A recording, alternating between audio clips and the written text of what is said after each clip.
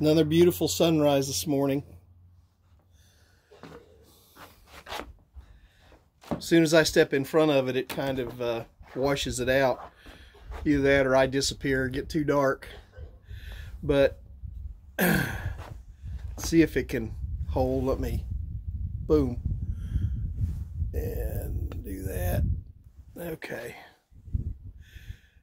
Well, you're either going to lose the sunrise or lose me, it looks like. So we'll see what happens.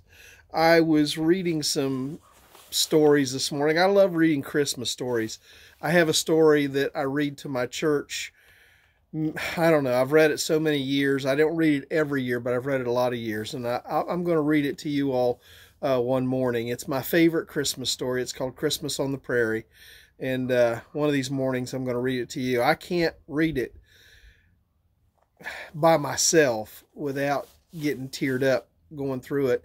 Maybe it's because I see myself in it. I'll tell you more about it later.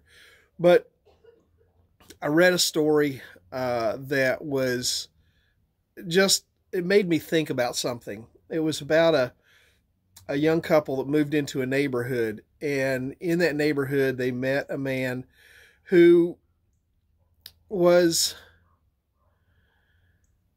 just a kind man.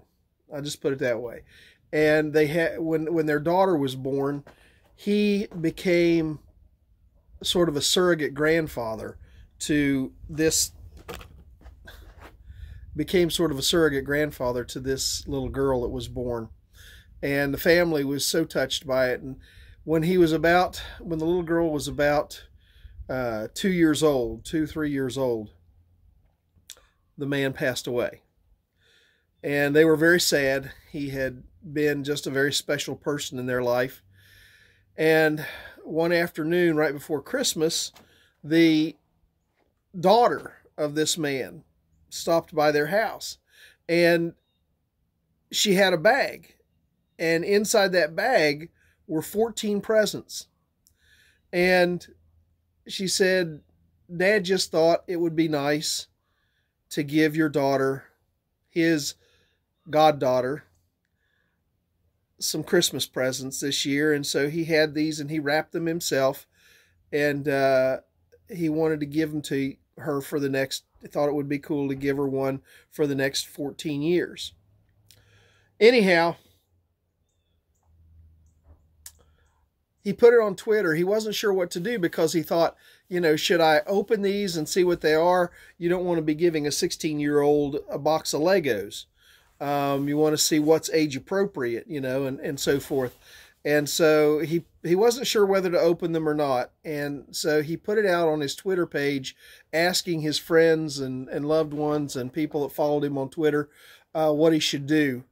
And it got picked up by others. And before he was done, over 166,000 people had responded. And the overwhelming majority said, don't open them. Let it be a surprise. So what if if she gets a box of Legos at 16? And many people wrote, "Your story brought me to tears. I don't even know my neighbors."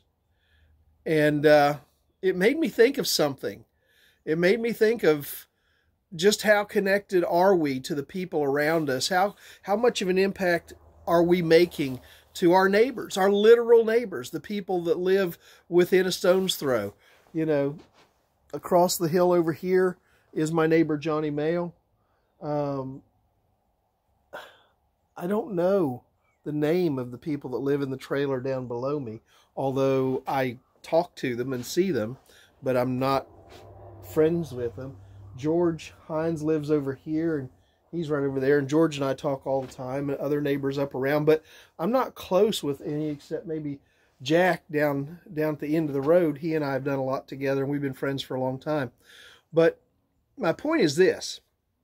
At Christmas time, the Bible tells us there are two great commandments. Jesus made this very clear. He said, the first commandment is love the Lord your God with all your heart, soul, and mind. And he said, that's the first and greatest commandment. And he said, the second is like unto it. And he said, the second is like it. is this: you shall love your neighbor as yourself. There is no other commandment greater than these. You have two great commandments: love God and love your neighbor.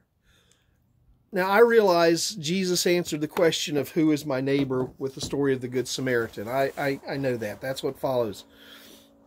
And it's not just about being kind to the people that live next door, but it does say something about our witness, and it does say something about who we are as Christians if we don't really even know the people next door.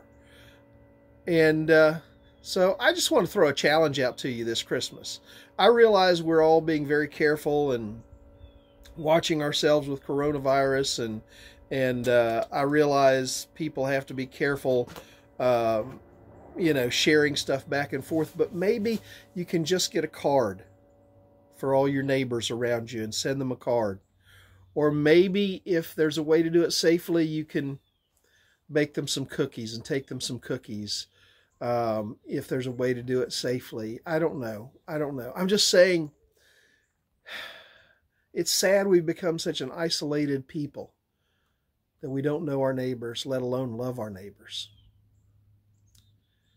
Something to think about this Christmas morning. Well, this is being crazy. I'm fading in and out. I tell you what, I'm going to give you one more look at the sunrise. I'm going to move out of the way and let you look at the sunrise. Then I'm going to say goodbye. God bless.